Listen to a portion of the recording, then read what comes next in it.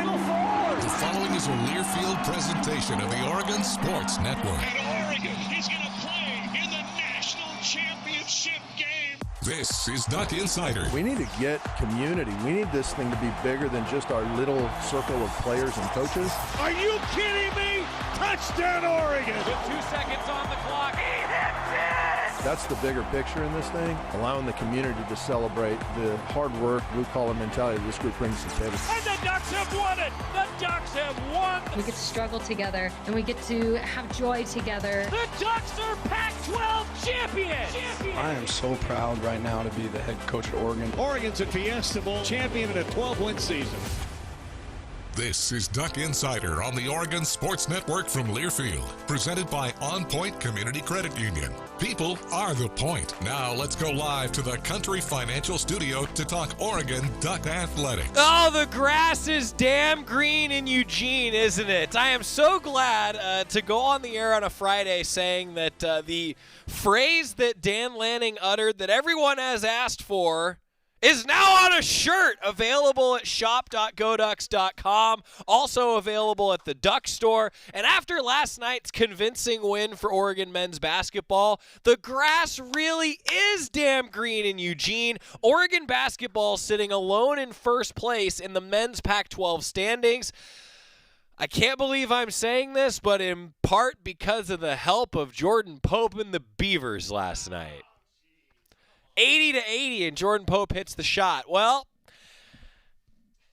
Wildcats are still coming to town for a showdown tomorrow, and if the Ducks win that one, it's a 2-game lead over Arizona in the Pac-12 standings. Right now, Oregon controls its destiny for a Pac-12 title. I know it's January 26th. I know that it's not even February yet. I know that it's not Valentine's Day yet. I know it's not March yet. But when you control your own destiny this far into a season, that's a good thing. That's a great thing for the Ducks. Convincing victory over Arizona State last night. Really impressive performance in the second half. The Ducks outscored the Sun Devils 52-28. And why not celebrate that win with a trip to the Duck Store, you know? Just head to the Duck Store, get yourself a nice shirt. Maybe you'll even be able to wear it here coming up. But I understand I should say a lot of pre-sales, truthfully, going on right now. So, yeah, good day to be a Duck, isn't it? So a 52-28 second half. Oregon really pulled away in the second half. They shot efficiently. At one point during the game, Oregon hit 13 straight field goals. 13 straight field goals. That doesn't happen very often. And then during that stretch, Arizona State went 1 for 10 from the floor. The offense actually translated to some defense for the Ducks, as Coach Altman said postgame. You're going to hear from Dana Altman coming up in just a moment. Also, Keyshawn Bartholomew and N'Faly Dante. But I'd be remiss if I did not also tell you that it's a big weekend of basketball at Matthew Knight Arena. The Ducks in action tonight. Oregon women's basketball against Utah. Televised on Pac-12 Oregon, a 6:30 pregame show across the Oregon Sports Network with Chris Clayton and Bev Smith. And then also at noon on Sunday, Oregon women's basketball concludes the Mountain Schools homestand with a noon tip-off against Colorado and an 11:30 pregame. I'm glad that one tips off at noon because the 49ers are the second game of conference championship weekend. So shout out to Coach Graves and the Pac-12 for the scheduling there. I get to watch some Pro Ducks on Sunday. I also have to cut trees on Sunday. Nothing bad for all of you that have dealt with far worse than me. I'm with you because I'm going through a chainsaw Sunday morning. That's how I'm therapeutically spending my Sunday. And, you know, for a Duck to sit here and talk about how it's therapeutic to use a chainsaw, that feels wrong. I understand that. It feels off that, you know, we're talking about the Ducks and Beavs, and I'm talking about how chainsaws are therapeutic, but when it's not on third down, it just feels right. Something feels good about it. I don't know. Anyway, the point is a big weekend of basketball coming up at Matthew Knight Arena. And, you know, what's crazy is I still can't even say that Oregon basketball is back to full strength because Nate Biddle makes his return, gets the first basket of the game. Nate Biddle makes his return, and it's the first time since the Georgia opener in Vegas that Nate Biddle and N'Faly Dante have been on the floor together at the same time. Wow. Since November.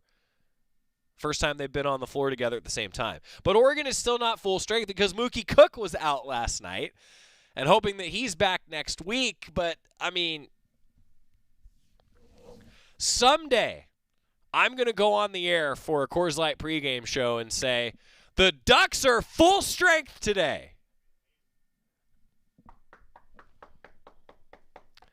I hope everyone knows that I knocked on that wood. Knight saw it. I knocked on the table is made of wood. It is. There is wood right here. This there's a bat right here, okay? I know that this bat, it doesn't have the same sound to it. See, that's wood. I'm telling you. You realize now that I've picked up this bat, all I'm thinking about is the fact that it's Oregon baseball season. The first pitch banquet is tonight. Buck Showalter is here in Eugene. Buck Showalter is the keynote speaker for Oregon baseball's first pitch banquet, and Spencer Steer will be honored as the Pro Duck of the Year. The Cincinnati Red, the snub for NL Rookie of the Year, by the way, in my not colorblind opinion. The Ducks, though, an impressive performance against Arizona State, and I tell you, holding court for first place, and a big one coming up tomorrow. 2:30, Oregon, Arizona, on Fox, 2 o'clock pregame show across the Oregon Sports Network. Hope for a jam-packed Matthew Knight Arena. Let's hear a little bit from Coach Altman. He met with the media post-game, and Coach Altman had a lot of good things to say about his team. I mean, look, it's crazy to think about that the offense really generated the defense. So now the challenge for the Ducks moving forward, can the defense also generate some offense? We'll see.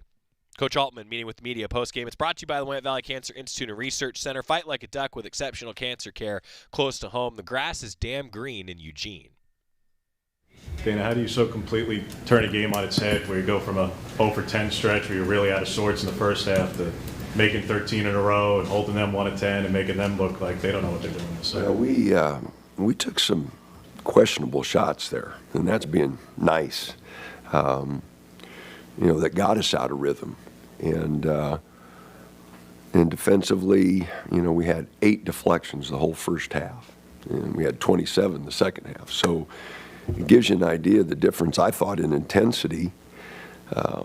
And some of that's human nature. When shots aren't going, you're not quite as active. And, we got that stretch and crowd got into it. Our activity defensively was pretty good. But, we had a good stretch there. But, the thing we were most pleased with, they didn't score there for a while. And we were able to make a pretty good run. Were you happy with the defensive intensity overall in the second half? Second half with 27 deflections, that's a really high number for us. And our perimeter guys, Keyshawn, Jackson, and Brennan had most of them. So that's, not letting them move the ball where they want, is a big thing. You make a Keys play night when Jackson wasn't playing his best. He came in and played really well for you guys. Well, that should be, as I mentioned earlier, going into the season, we thought our depth was going to be one of our big strengths. We thought we had guys that could play, and the numbers got down there for a while and kind of held us back. But now that we're getting people back integrated into what we're doing, I hope that depth will be important. I don't know if a 52-28 in the second half is some of that depth, being able to play, but we didn't have to play. Dante played 30, and no one else got to 30. And so, we've been trying to get him to play at a different pace, a different intensity level. And with the guys back now, we should be able to do a little better job of that. At the front end of that run, I think Kwame had 5 points, 2 rebounds, and an assist in like a 1.5, 2 minute stretch. What were your thoughts on just what he was able to kind of spark you guys in those few minutes? He did a nice job there off the bench, and really made a couple good plays for us. KJ, really wants to help the team. He came to me, knew he wasn't playing really good, and said, Coach, maybe I just need to come off the bench and try to get something going. And, I like that unselfishness. Again, if we're going to play 10 guys or whatever, guys got to, what can I do for the team? And you see how that unselfishness pans out. He had a good stretch, comes off the bench, and really was a big part of that run, offensively and defensively. What were you thinking you'd be able to get out of Nate tonight, and just what you thought on seeing him back out there? Oh, I don't know. I just he had practiced full this week, and so we were hoping to get him 10 to 15 minutes. Just get him back on the floor, get used to being out there a little bit. But he comes out, hits the first three, and then tugging on his shirt and wanting out. So, but it's going to be that way for a while. But that size, I think will help us once we get everybody on the same page. We made some communication mistakes, again, on switches that really gave up some easy baskets that I'm disappointed in, that we can get better if we can eliminate some of those, communication mistakes. So guys just going to have to keep getting better in practice, and hopefully that'll translate to the games. Do you believe in statement wins, and if so, do you think this kind of qualifies as one tonight against them? Oh, I don't know. I mean, every game's important. I don't know. We needed to win the game. I know that, coming off of 2 road losses where defensively we're 1-5 when we give up 80 points. So you don't have to be too much, too smart to figure that out. That number's too high. Do you think that having a really deep rotation kind of affects that defense and helps guys really stay into the game defensively? Well, I hope it will. I hope the guys understand that that's going to be, a big part of who's playing is, how hard they're playing defensively. Because that's by far the area that we've got to improve upon the most. If you look at Ken Palm, they analyze offense, defense. Our defense is not rated very good, and it's not. We gave up 48 points in the second half, against Utah. I mean, give up 80, we can't do that. So anyway, we've got to get more cohesive defensive effort and communicate a lot better, and I think our defense can continue to get better. You were on track to give up 80 halfway through the first half. Uh-huh. Did you say something, or did Absolutely. somebody set the tone? The second media timeout, they were at 20 already. It was 20-10 and 10 whatever it was. And so, yeah, we were letting them know that they were on an 80-point pace, and we had to put some stops together. George, looking at some of those defensive analytics, Arizona State's right top 3 in the Pac-12 in terms of defensive efficiency. What adjustments did you make at halftime to really come out and you scored 52 on them? Well, we cut down the turnovers, and I thought the guys did a little better job at inside out, got some better looks. Like I said, some of the shots we took in the first half just weren't in rhythm. They weren't shots we practice, weren't shots we see in practice, and took us out of a flow of what we wanted to do. And I thought the second half we had a lot better ball movement and just made a lot better decisions. So taking 16 threes against the number 1 3-point defense in the league wasn't part of the plan in the first half thing? Well, I just thought 3 or 4 of them were really quick, and we didn't make them guard. We didn't make them guard inside out. We didn't make them guard a drive, a penetration. So, the second half, we only take 7, which their quickness on the perimeter makes them tough. That's why they're so good defensively. And then Gaffney inside can block shots. But, their athleticism on the perimeter is as good as anybody in the league. About you, Dana, to winning stylistically this way, not so much just every stat, but I mean more of like this was more of a playground-style game than you guys have played in a while. And in the second half, where your most experienced guys, and Jermaine and Dante and Keyshawn, really take over, and you shut off their most experienced guy who really dominated the game in the first half, what's the value to leaning on experience and taking over a game against a team who wants to do that same kind of thing? Well,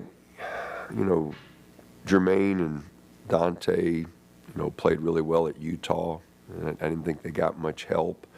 And I'm not just talking about offensively, I was talking about the defensive end on the boards.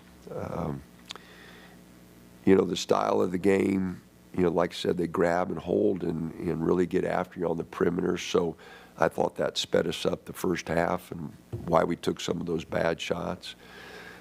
Second half, I thought our flow offensively was a lot better. We got a lot of looks out of transition. We got a lot of looks off a good ball movement. And then we ran a few sets. Jermaine hit a couple. We got one into Dante. So some of our sets worked out okay. But, you depend on guys with experience. And in the COVID era here, there's so many old teams. You look at their team, they got a lot of old guys on there. And that's where guys like Jackson and KJ and guys that haven't played much, the physicality and getting ready, you saw those guys, they looked older than us, especially at some spots. So, but Dante looks old, and Jermaine looks old, so.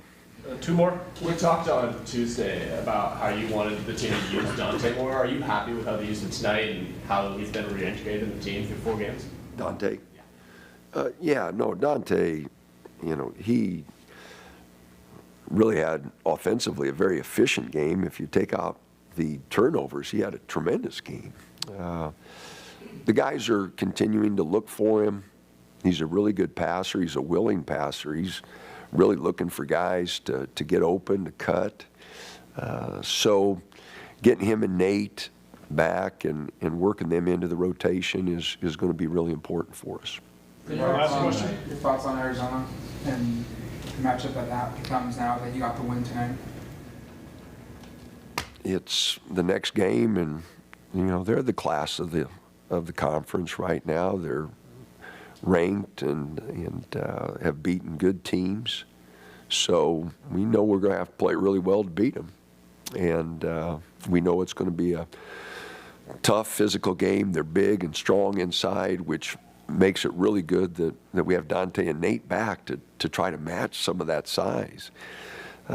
So it will be a physical game and be determined on who communicates the best defensively, because they can really score. I think they're the leading scoring team in our conference. So we're going to have to communicate on the defensive end, and rebounding margin, they really get on the boards. We're going to have to do a great job there.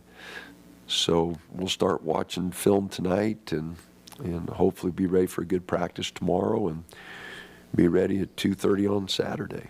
There's Coach Altman, brought to you by the Willamette Valley Cancer Institute and Research Center. Fight like a duck with exceptional cancer care close to home. Oregon pulverizing Arizona State. And I got to tell you, I had a bit of a moment afterwards. Tim Healy, longtime voice of the Sun Devils, I shook his hand and I said, Tim, I don't think I'm going to see you again. He was like, well, oh yeah. Oregon doesn't make the trip to ASU. Duck baseball goes there in March, so I'll still be with basketball. Ryan Milano will make that trip. And then maybe I'll see him at a tournament someday. But, yeah, it was weird. Like, personally, that was strange. But also, how huge is that win because Oregon doesn't play ASU again this year? A team that's right behind the Ducks now in the Pac-12 standings. 2 teams that were tied for first coming into the game. And I'll say this. Regardless of Arizona, you could argue, is it good for Oregon that Arizona lost? Is it bad for Oregon's resume that Arizona lost? I think road losses you can always forgive a little bit, but Arizona's had 3 of those now in conference, so I don't know. Their resume is not looking as good as it was as a top 10 team a minute ago. But the fact that Oregon State pushed Arizona, they had to expel some energy, that's a good thing. The Ducks only had 1 player go 30 minutes, right? Yeah. And Folly Dante played 30 minutes. Jermaine Couisnard played 29. Ducks didn't have a lot of high minute totals in that 19-point win over Arizona State. Well, Arizona had to come back to even have a shot to win that game before Oregon State hit the buzzer beater last night. I think that helps Oregon. At the end of the day, win the league, Ducks are in. Big game coming up tomorrow. We're going to hear a little bit from Dante and Keyshawn Barthelemy when we come back. But first, a schedule change, Oregon Acrobatics and Tumbling season opener. They've moved it up a day. It was originally going to be February 11th, now Saturday, February 10th to start things off for Oregon Acrobatics and Tumbling. That announced today. Back after this, talking hoops on the Oregon Sports Network from Learfield. Dear winter, Toyota can't get enough of you because Toyota's got 22 vehicles with available all-wheel drive and four-wheel drive, and that's more than any other auto brand. So you bring the action and we'll bring the traction. Always Toyota. Toyota, let's go places. Based on manufacturer's websites as of 11/21/23. As a local community credit union founded by teachers, OnPoint is committed to supporting the students and faculty at the University of Oregon. And on game day, we're right there with you, on the field, in the bleachers, and in the classrooms. Drop by our local branch today and discover the many ways OnPoint can help support your financial well-being. OnPoint Community Credit Union. People are the point. Federally insured by NCUA. Equal housing opportunity.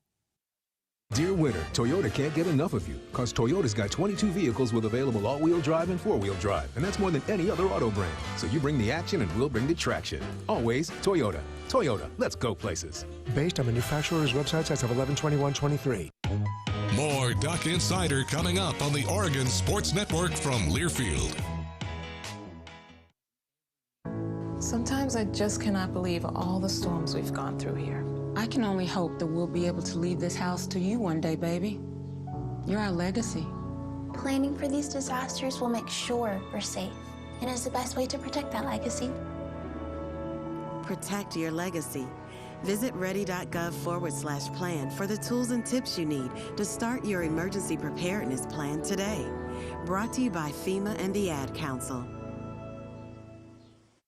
Hi, I'm Danica Patrick. Watching my nieces grow, play, and learn is amazing, but not every child gets to be carefree. 1 in 6 kids in the U.S. are hungry. This breaks my heart, and it's something that Feeding America is working to change. Each year, the Feeding America network of food banks rescues billions of pounds of good food that would have gone to waste and gives it to families in need. To help, visit feedingamerica.org.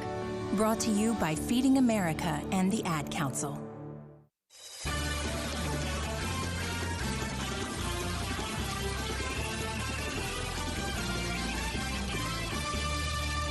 Welcome back to Duck Insider, presented by OnPoint Community Credit Union. OnPoint, people are the point. Well, I'll tell you, Dave said you will see ASU again in Las Vegas in March. Yeah, I said we might see them in a tournament, like the Pac-12 tournament, but we don't know for sure, right? Like, ASU could be the, well, they're probably not going to end up being the 12th seed, but, I mean, they could be like the 9 seed, and then Oregon may not see them.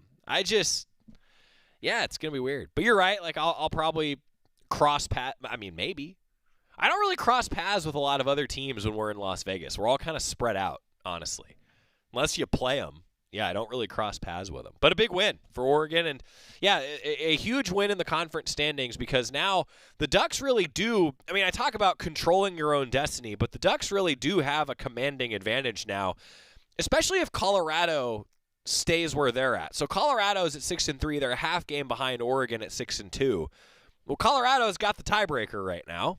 So if you're the Ducks, you got to keep winning to stay ahead of Colorado. But now you own the tiebreaker with ASU. Don't look now, but Stanford is 5-3 in league. They're just looming there. And then Arizona's now 5-3 too. So you got to get it done against the Wildcats coming up. Last night, though, an impressive performance off the bench from Keyshawn Barthelemy. Jose Perez had 20 points with just under 15 minutes to go in the second half. Jose Perez then did not score after that for Arizona State. Last 15 or so minutes of the game, Jose Perez did not score. And I think that really the moment where he realized, even scoring 20 points, that it was not going to be his night was when he did the floor slap, which, by the way, have you ever seen a floor slap on defense and then that team gets a stop? I feel like you always see the floor slap and then you give up a bucket. That's just me. Anyway, Jose Perez did the floor slap, and Keyshawn crossed him over and hit the jumper, and it was, it was really, as a basketball fan, it was a real thing of beauty. Why do you slap the floor? I don't understand it. Like, what? Why? I've never seen it work. I've never seen someone go like, all right, and then he gets a stop. Keyshawn Bartholomew and then N'Faly Dante, who sure looks like he's back to normal, talking post-game. Here's Keyshawn and Dante at the podium. Keyshawn, that second half, how big does the basket look for you guys when all those shots are falling? What does that feel like? It felt pretty good, but I think, it started with the defense. I mean, we got some stops, and then, like you said, the basket got wider because we got some stops and we got out and ran, and we did a good job sharing the ball and making plays for each other. Keyshawn, can you talk about that low bite that you had when Perez was clapping his hands, smacked the ground? How did it feel doing that? It was just a regular play to me, honestly. I just got to my spot, and I don't know what he was doing, and that's between him and himself. He's got to reflect on that himself. I just made the play that was right for my team, and got us a quick one. Also, they were doing that all night. I'm glad you did that. Thank you. I got you. Folly, Coach talked all week about what your guys' record is when you give up 80 points, and halfway through the first half, you guys were on pace to give up 80 points, and then everything changed. What was your perspective on what you guys started to do better to turn the game around? I mean, I look at everybody in the locker room. I could tell everybody want to win this game. So we all know what we need to do. So everybody just had to play defense. So I'm glad we get that one. In the second half, you guys really looked like you were having fun out there. Is that true? Oh, I feel great. I think it makes me feel better than beating those guys. I feel great. Key, what's the value to a game to win like this, not just in terms of points or shooting numbers, but in a second half where you and Dante and Jermaine, the oldest guys in this team, really take over and in part shut down Perez and their most experienced guy. And just stylistically, this felt a little bit like a playground game at times. And for you guys to win it, to pull away, to shoot well, and kind of respond the way you guys did, what's the value to leaning on experience like that and doing it that way? No, there's big value. I mean, I feel like it's not just the experience, it's the depth that we have on this team. I mean, you look at the guys that we have on this team, we're 10, 11 deep, you know what I'm saying? So everybody can come in and contribute every night, and we needed this one. I mean, obviously ASU was tied with us for first in the conference, so heading in, we knew what we were up against, and we had some great veteran leadership today, and Saturday might be somebody else, so we're always ready to play. Everybody 1 through 15, and today it was our vets that got it done. So, yeah. Do you guys feel like today was a statement win of sorts? You feel like you said you really needed it and you guys stepped up. Do you feel like you made a statement with how you performed against them in the second half? What would you? It was definitely a statement win for us. Like I said earlier, ASU was tied with us, and we needed this one at home, especially coming off 2 L's in a row. We just had to come out with a different type of energy, and we did that. So I'm really proud of our guys and the coaching staff came up with a great game plan, and we did what we had to do. Tonight's game, Arizona State had won the last 2 matchups here at Matthew Knight. What does it mean to you to kind of defend your court, especially coming off that 2-game slide? It meant a lot to us. Like he said, the vets last year know what it felt like to lose to Arizona State at home, and we got crushed last year here at our place. So we remembered that, and we made sure that it wasn't going to happen again. Folly, you guys have been so good at home. I mean, what are the biggest factors you think, and why you guys have been so successful at home this year? She's guard. We guard, like whoever came here, we just guard. That's all. The 6th man, man. The pit crew. That's why we win at home. Oh, forget about that. Thank you. Yeah. Yeah. Thank you guys for showing up. For both of you, just how nice was it to have Nate back in the lineup? I know it was only a few minutes for him tonight, but just having his presence back out there on the floor. I mean, he's 7 feet tall, so I mean, that always helps, and we're glad to have him back. He's been working so hard, throughout his rehab, just to get back on the floor, sacrificing, some time off, and we're just happy to have him back in stretches, and he was great out there for us. Your guys' thoughts on Arizona? This matchup's always one of the premier matchups in the conference when you guys play each other, and just your thoughts on what this game will be. Well, all I know is I don't have to motivate this guy to play against Arizona. I don't have to motivate him. I mean, he's going to be ready to play, and we're all going to be ready. So we're looking forward to that one. I mean, I hope everybody show up. So. Dana talked about communication on defense. How do you guys improve on that? Because the first half kind of seemed like some miscommunication. Second half, you guys locked in. How do you guys continue that and keep that going against a team like Arizona? You get that, brother. Repeat your question, please. Just how do you guys better communicate on defense? Oh, yeah. You said in the first half it looked a little shaky. I mean, it's just something that we got to be more consistent about, you know, like, because Arizona is going to be really tough, and we can't afford to not put one half together. We have to put both halves together, and, you know, it's going to be a good challenge for us. I mean, they're one of the premier teams in the conference, and so are we, so we're going to have to show up. Dana said that KJ came to him, I don't know when it was, but said that it might be more impactful coming off the bench and giving kind of a spark off the bench. How have you seen him over the past couple of weeks kind of find his role and try and, you know, give what he has to this team to make it better? KJ is one of those kids that he's like, his maturity is well beyond his years, you know, like in terms of his mentality, and I'm super proud of him to have done that. And, you know, like I said with Nate, like, it takes sacrifice to win at this level, especially when you have so many guys that can play and play at a high level. And, you know, he's been good for us all year long, and for him to have took that step of unselfishness is really good, and he impacted the game tonight, obviously, so I'm really. Well, like, free throws has been a tough thing for the team this season, and Sunday was about a lot more than that at the end. But when that game ends that way, and you guys turn around and go 15 of 16 tonight, it's the best this team has shot at the free throw line in like 6 years. How did the team respond the last 4 days to Sunday to where you turn around and have that kind of performance at the foul line? Well, he did say Dante at the beginning of his question. you caught? Oh, me? I got you. Well, I just practice more, you know, when I get back, so just shoot it.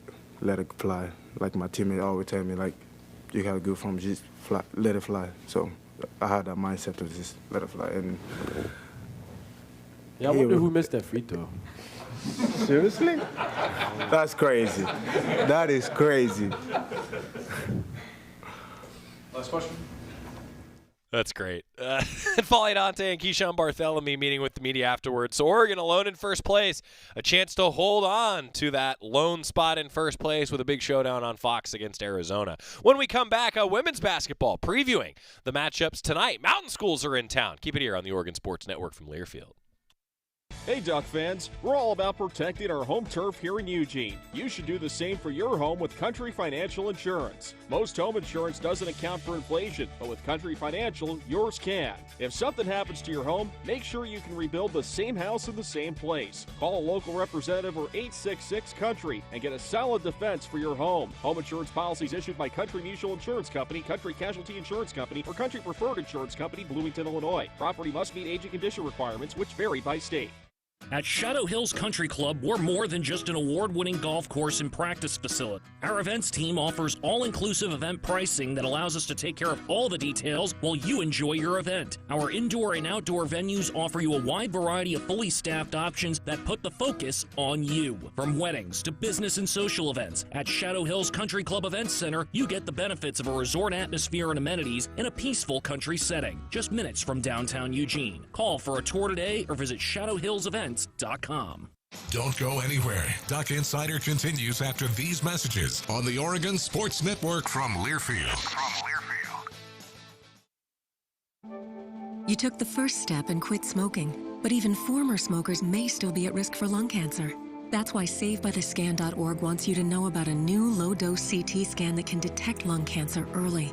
It takes only 60 seconds and could save your life. You took the first step, now take the next. Visit SaveByTheScan.org for a simple quiz to see if you're eligible and talk to your doctor about screening. SaveByTheScan.org is brought to you by the American Lung Association's Lung Force Initiative and the Ad Council.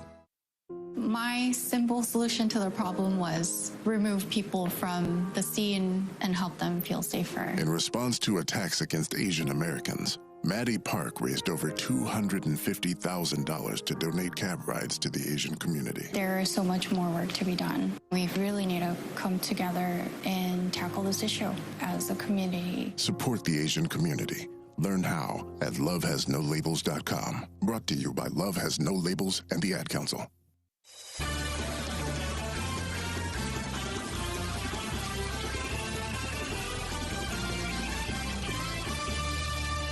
Oregon women's basketball in action tonight as we welcome you back to Duck Insider, presented by OnPoint Community Credit Union. 7 o'clock against Utah. It's a 6:30 pregame with Chris Clayton and Bev Smith across the Oregon Sports Network, televised on Pac-12 Oregon. A big opportunity ahead for women's basketball, and that's something Coach Graves has talked an awful lot about this week, and he did so with the media when they met with him at Matthew Knight Arena a couple days ago.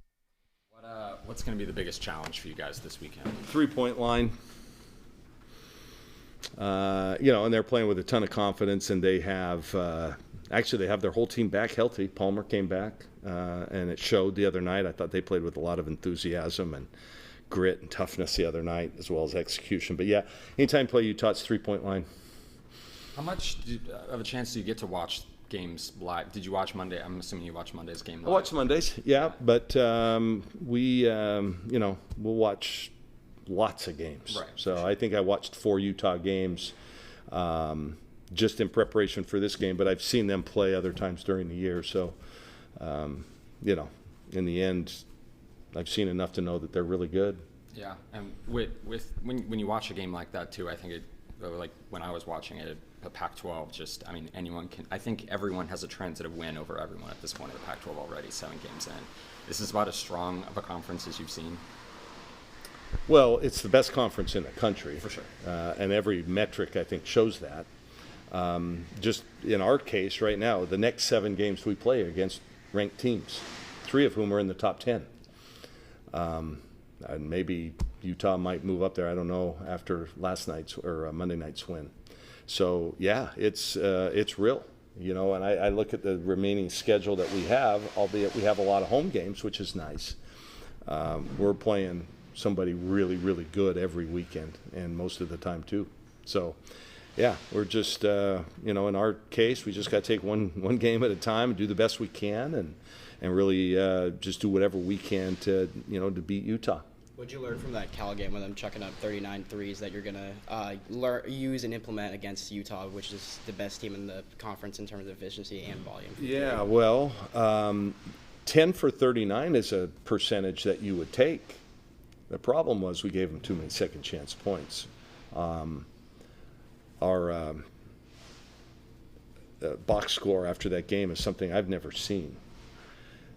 They scored 66 points, 52 of which came off second chance points or points off turnovers. So you take those 2 areas out, they scored 14 points against us. So 10 for 39, I'd feel pretty good about that. But unfortunately, of those 29 misses, they got a good portion of them back and then made them count. A lot of those, they ended up being 3. So, yeah, the percentage was fine. If they want to shoot that many, that's fine. But we just got to do a better job blocking out. Is there anything you're going to do specifically with Philly and with Kennedy? They got a lot of 3-point shooting bigs to be able to keep them from getting taken advantage of on the perimeter. Yeah, well, we're not going to be able to chase them. So, that negates our height, size advantage. So we're going to have to keep them around the basket and do the best we can with the perimeter players on their perimeter shooters. I think Betts did a pretty nice job of challenging Peely inside, which we can use to our advantage, I think. But the reality is we're going to have to defend the perimeter and defend the 3-point line. And they're going to make some. Maybe they're going to make a bunch of them. But we've got to make them shoot the same kind of percentage we made Cal. Yeah. And this time just limit them to 1. You got your 600th win this year.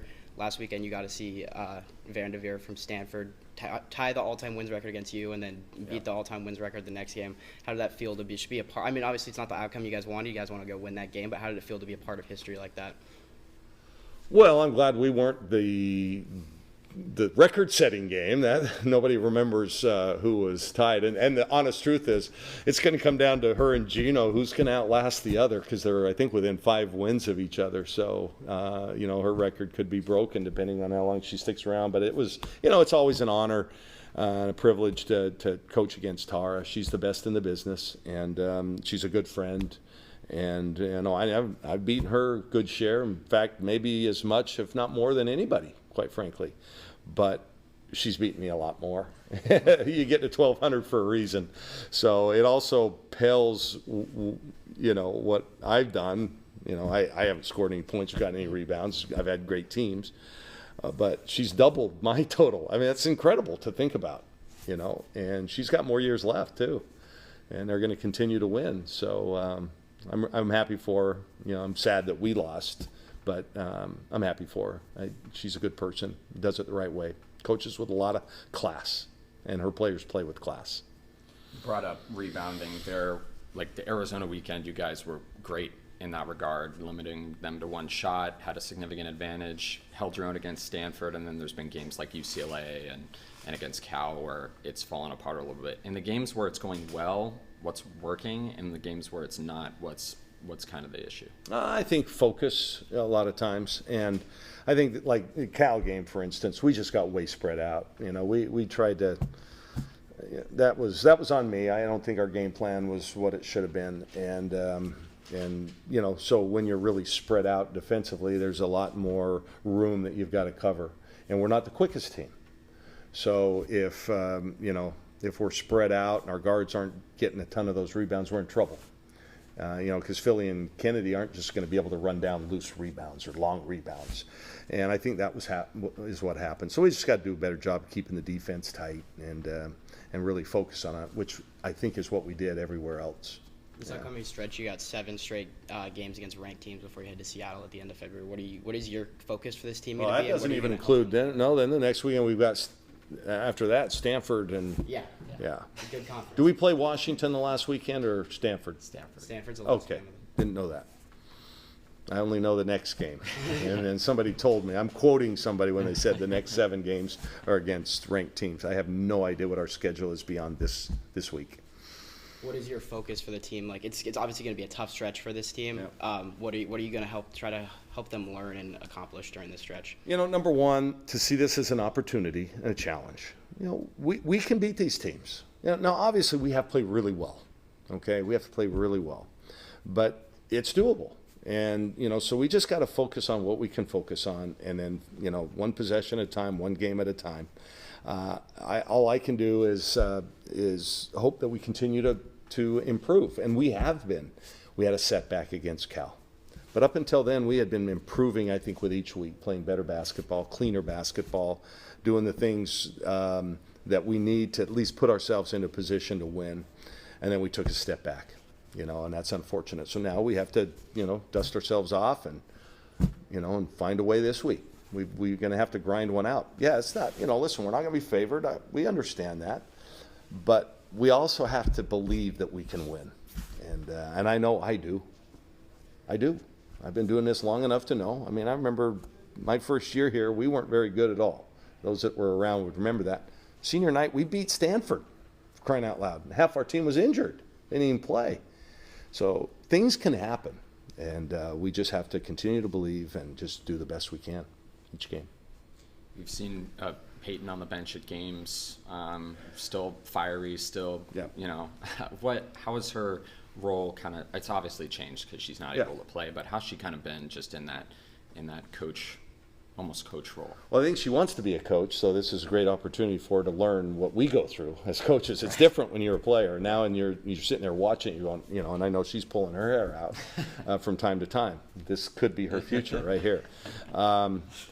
But she is fiery. She says the right things. She has the ear of a few of our important players, which is nice. I think it just goes to show how much we miss her. She's exactly what we're missing. And if we had her on the court, things would be different. But listen, injuries are part of the game. I get it. We've been playing the whole year without her. So we should have adjusted by now. But, yeah, she's a tremendous help on the bench. And I think she's going to be a great coach. And she's really into it, and she knows the game. Has there been anything that she's seen or done that maybe you've learned from or picked them from that you haven't seen? Yeah, I thought what she said the other night was really appropriate after the game. Talked about how in the Cal game, we were living on possessions 3 or 4 possessions ago. A turnover that affected us, 3 possessions ago. And she said, we have got to get back to just next play mentality. That one's gone. Can't do anything about it. And I thought it was really appropriate. And sometimes I forget that.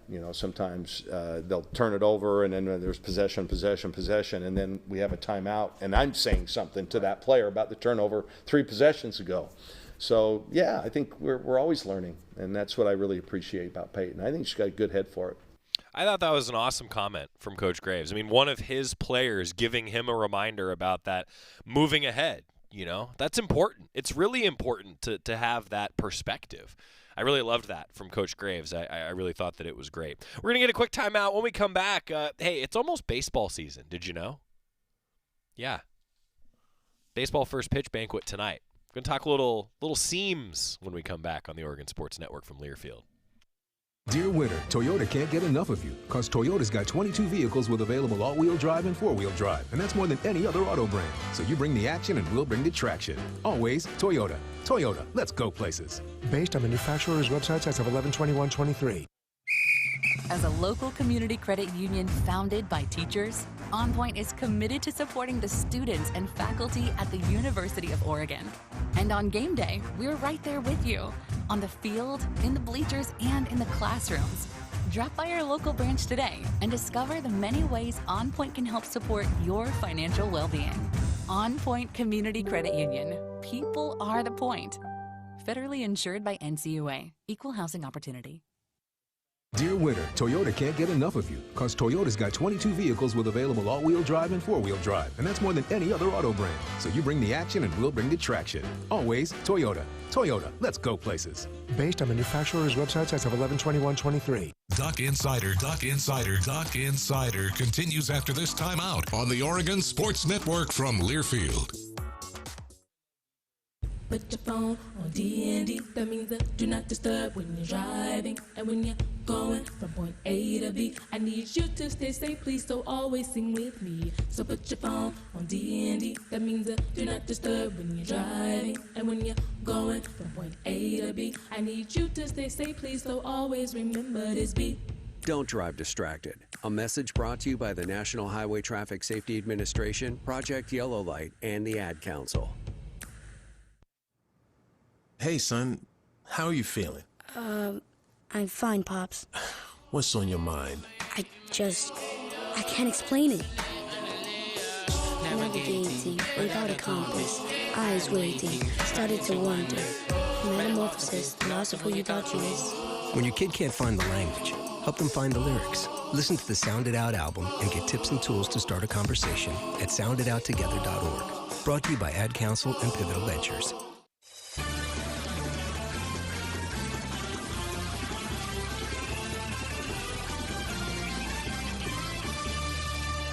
Back on Duck Insider, presented by OnPoint Community Credit Union. Joey Mack here in the Country Financial Studio. We're coming up on baseball season, going to be here before you know it. And one guy who figures to be pivotal again for the Ducks did not pitch last year, but he's back healthy heading into this season after he was in the rotation 2 years ago.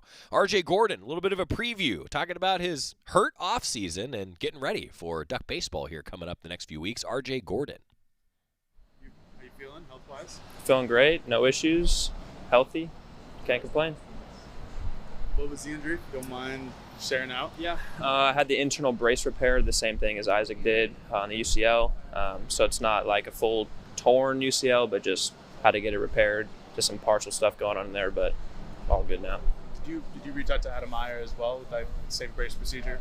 Yeah, I talked to him a little bit, just talked to some other guys I knew just around the game of baseball, coaches and stuff like that to kind of figure out what I wanted to do, but yeah.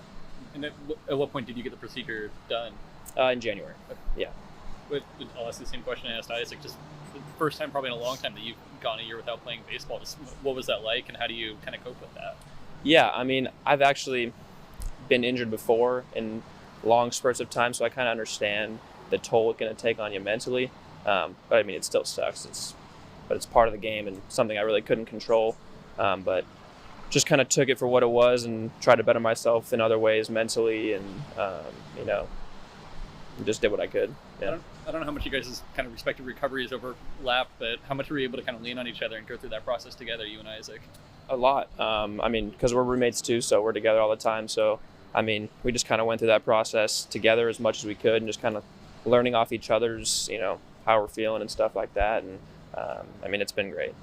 Great to be back, though, I'm sure. Oh yeah, it's really great to be back. At what point did you start kind of throwing full go again and feel like you were back to yourself? I think it was over the summertime, so it's been a while now that I've been kind of back to normal. Yeah. The brace procedure is kind of new in terms of elbow fixing in baseball. Just when you heard of that as an option, was there any hesitancy in going towards it? Not really. We're fortunate enough to have a good connection with Dr. Akazuki, who's with the Giants, and I met with him and he talked me through it, and he's been doing, I think he was like the creator of it too, or one of the guys who kind of invented it, and it's been a thing for like 6+ years, and a bunch of pro guys have gotten it, so I had no issues kind of going down that route at all. It's hard to compare to a normal Tommy John because it doesn't have that, but just the recovery process, do you feel like it was quicker than you anticipated, where you got to 80, 90, 100%? It was pretty spot on. They told me it was going to be not as long as Tommy John, but 3 to 5 months quicker than Tommy John, and I just kind of took my time with it, didn't want to rush anything. I had a whole year to kind of get back to where I am now, so I've had no issues and it's been perfect. What are you working on now that you're back and throwing? Just getting back on the mound and getting my feet wet again, and just kind of working with Hawk on just all around pitch type stuff, and facing hitters, and just kind of advancing me personally, my pitcher, as my identity as a pitcher, and just kind of going there. What have you learned from Hawk just over the last couple of months that he's been here? So much. That guy has so much experience, and playing in the big leagues, and going to Omaha before, and just kind of all around. I've learned a ton about the game of baseball, and I can't even give you specifics because I could be here for an hour and just kind of break down everything, but it's been great with him. Any new additions in your pitch mix? I got a cutter now, so I still have my fastball, curveball, and changeup, and just kind of developing a cutter now, and going to throw it this weekend a little bit and just see how that plays. What was kind of the cause for that? What made you feel like you needed to add that one? I don't know if it was like a need to add, but just kind of something that we talked about, and I've kind of messed around with a little bit, and not a lot of college pitchers throw it well. It's a hard pitch to learn, and I've had I wouldn't say an easy time, but a good time of developing it, and it's been good in bullpen, so now I just kind of want to see how it does against hitters. The grip, did you learn that from anybody? Just kind of messing around with it with Hawk a little bit, just 5 or 6 different ones, and kind of found the one that works best. You was, or I guess in Hawk as well, have you guys talked about what your role could probably be this year? Yeah, we talk about that stuff here and there, but for me, I'm just happy to be healthy, and whatever that role ends up being, it's kind of out of my control. For me, I just kind of go out there and pitch, and whatever they tell me to do, I'm going to do. Any preference? You got to have some. No. How about that, though? That's a team guy, right? I'm just happy to be healthy. And no doubt about that. Both R.J. Gordon and Isaac Aon, happy to be healthy. We'll hear a little bit more as we preview baseball season coming up next week. When we return, full weekend schedule, and also we got some candy on the Oregon Sports Network from Learfield. As a local community credit union founded by teachers, OnPoint is committed to supporting the students and faculty at the University of Oregon. And on game day, we're right there with you, on the field, in the bleachers, and in the classrooms. Drop by our local branch today and discover the many ways OnPoint can help support your financial well-being. OnPoint Community Credit Union. People are the point. Federally insured by NCUA. Equal housing opportunity. Hey Duck fans, we're all about protecting our home turf here in Eugene. You should do the same for your home with Country Financial Insurance. Most home insurance doesn't account for inflation, but with Country Financial, yours can. If something happens to your home, make sure you can rebuild the same house in the same place. Call a local representative or 866-COUNTRY and get a solid defense for your home. Home insurance policies issued by Country Mutual Insurance Company, Country Casualty Insurance Company, or Country Preferred Insurance Company, Bloomington, Illinois. Property must meet age and condition requirements, which vary by state. More Duck Insider coming up on the Oregon Sports Network from Learfield. Adoption of teens from foster care is a topic not enough people know about, and we're here to change that. I'm April Dinwiddie, host of the new podcast, Navigating Adoption, presented by Adopt US Kids. Each episode brings you compelling real-life adoption stories told by the families that live them with commentary from experts. Visit adoptuskids.org/podcast or subscribe to Navigating Adoption, presented by Adopt US Kids. Brought to you by the U.S. Department of Health and Human Services Administration for Children and Families and the Ad Council. Tom has been a teacher for over 40 years. One day, I think one of the students had asked the question and he didn't remember the answer. And I also noticed that he was letting his class out earlier than they were supposed to let out. I was really starting to worry. Levi and I talked about how it would change our lives, but he was there beside me. When something feels different, it could be Alzheimer's. Now is the time to talk. Visit alz.org/ourstories to learn more. A message from the Alzheimer's Association and the Ad Council.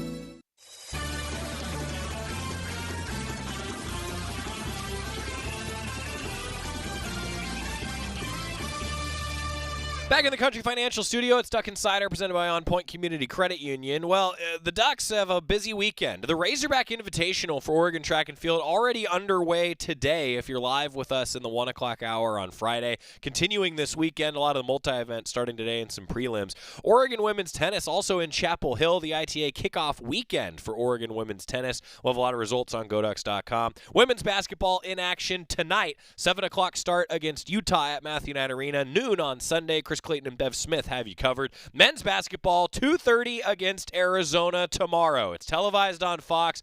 Look, I asked Dante after the game how often he thinks about the poster dunk that he had, and he said, yeah, I think about it. Well, I also think about a certain poster dunk that he had against Kerr Kriisa. There's been a number of times where I've said that, yeah, like, Dante has fun. And so, yeah, anyway. Last night, I asked him about it. And I said, can you maybe just give us one more? Can you just give us one more tomorrow? And he was like, yeah, I can probably do that. Ducks and Wildcats tomorrow. It's going to be a fun matchup.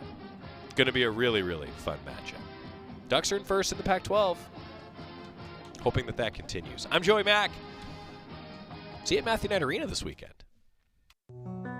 Victor deployed for the first time to Afghanistan in 2003. He sustained a moderate traumatic brain injury. One of the most important elements of caregiving is taking care of yourself. For many military veteran caregivers, their caregiving journey starts earlier in life and lasts longer. Visit aarp.org/caregiving for a free military veterans guide to navigate your caregiving journey and better care for your loved one and yourself. Brought to you by AARP and the Ad Council. Don't you wish your life came with a warning app? Stop. That dog does not want to be petted. A heads up.